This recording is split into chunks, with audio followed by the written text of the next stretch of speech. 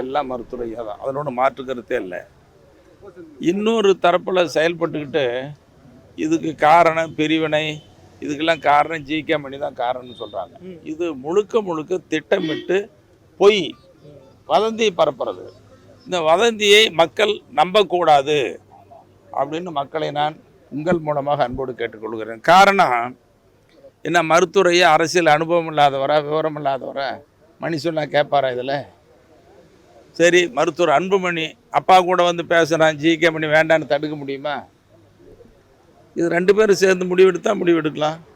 அதை விடுத்துட்டு அப்பாவித்தனமாக பொய்யை இட்டு கட்டி வீண் வதந்தி பரப்புறது தேவையில்லாத ஒன்று. இன்னொன்று சொல்கிறாங்க, இப்போ யாருன்னு பேர் சொல்லாமல் தீய சக்திகள் இப்படிலாம் சொல்லி இவங்கெல்லாம் இருக்கிறதுனால தான் நான் அங்கே போய் சேரலைன்னு சொல்லி சொல்லப்பட்டது உங்களுக்கு தெரியும்.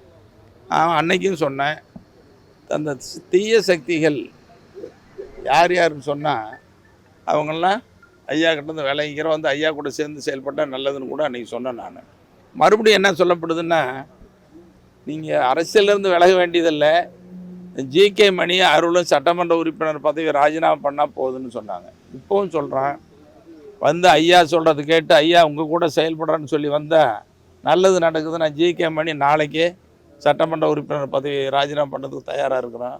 ஒற்றுமை தான் முக்கியம், நன்மை தான் முக்கியம். அதுக்காக நாங்கள் ராஜினாமா பண்ணதில் தப்பே இல்லை. ஏன்னா இவ்வளோ நாள் ஐயா கூட வாழ்ந்துட்டோம், கொள்கைக்காக லட்சியத்துக்காக தான் வாழ்ந்துக்கிட்டு இருக்கிறோம். இப்போ அது என்ன பெரிய பதவியா? சட்டமன்ற உறுப்பினர் பெரிய பதவியே இல்லை.